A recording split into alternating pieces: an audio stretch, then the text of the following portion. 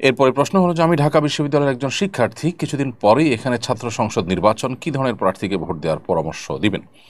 উম, সবচেয়ে গুরুত্বপূর্ণ বিষয় হলো যে কাকে ভোট দিলে আপনার শিক্ষাঙ্গনের কাঙ্ক্ষিত পরিবেশ আপনি পাবেন, আহ, কাকে ভোট দিলে আমাদের বোনরা হিজাব পরে পর্দার মাধ্যমে তাদের দিন পালনের যে স্বাধীনতা রয়েছে, অধিকার রয়েছে, সেটা তারা পরিপূর্ণভাবে পালন করতে পারবেন, সেটা পরিপূর্ণ তারা ভোগ করতে পারবেন।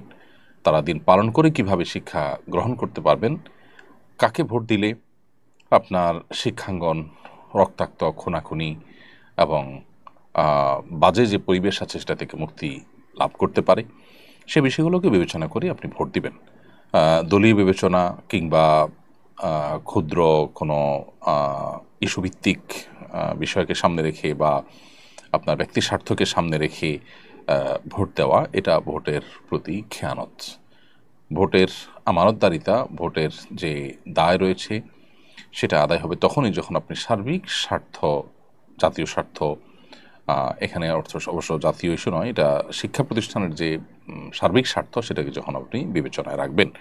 বিশেষ করে দীর্ঘদিন যাবৎ দেশের এই সর্বোচ্চ বিদ্যাপীঠে আমাদের বোনরা তারা স্বাধীনভাবে তাদের দিন পালন করে শিক্ষাঙ্গনে তারা চলাফেরা করা বা শিক্ষা গ্রহণ করা থেকে তারা নানাভাবে তারা বঞ্চিত হচ্ছেন এবং কোণঠাসা থাকছেন।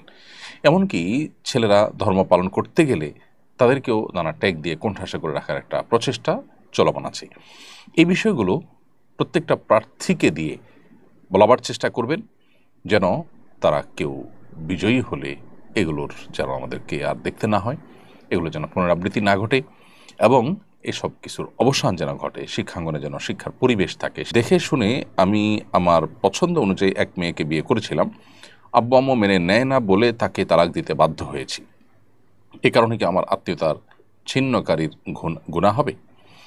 প্রথম কথা হলো যে কোনো মেয়েকে বিয়ে করার পর পরিবারের লোকজন পছন্দ করছে না, তার উপর ভিত্তি করে তাকে তালাক দিতে হলো, এটা খুবই দুর্ভাগ্যজনক এবং অনভিপ্রেত, অপ্রত্যাশিত একটি বিষয়। বিবাহটা ছেলে খেলার বিষয় নয়।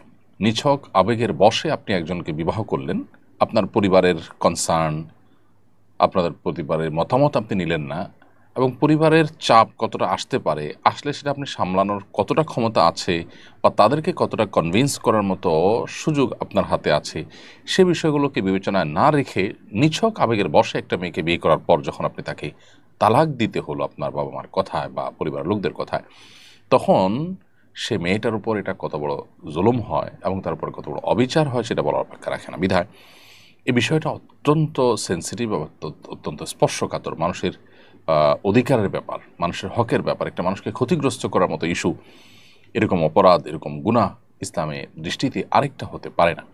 এজন্য এই বিষয়গুলোতে আমাদের আরও সিনসিয়ার হতে হবে।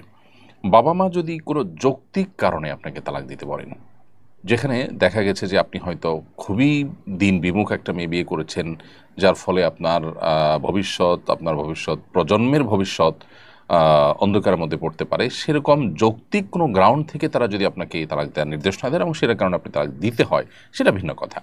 আর তা না হলে নিছক আপনার ঠুনকো অজুহাতের ভিত্তিতে বা তাদের অমতে কেন করেছেন সেজন্য, অথবা অন্য কোনো আপনার ঠুনকো অজুহাতের কারণে যদি আপনি তাকে তালাক দেন, তাহলে সেটা হবে অন্যায়। সেটা আরেকটা গুরুত্বপূর্ণ বিষয়। যৌক্তিক কারণে দিলে তো ঠিক আছে। এর পাশাপাশি আত্মীয়তার ছিন্ন করার যে বিষয়টা আপনার মূল প্রশ্ন, সেটি অবশ্য এখানে কার্যকর হবে না। কারণ রক্ত সম্পর্কেও আত্মীয় যারা আছেন তাদের সাথে সম্পর্ক ছিন্ন করার ব্যাপারে শরীয়ত আমাদেরকে গুরুত্ব আরোপ করেছে এবং সেখানে সম্পর্ক ছিন্ন করাটা হারাম।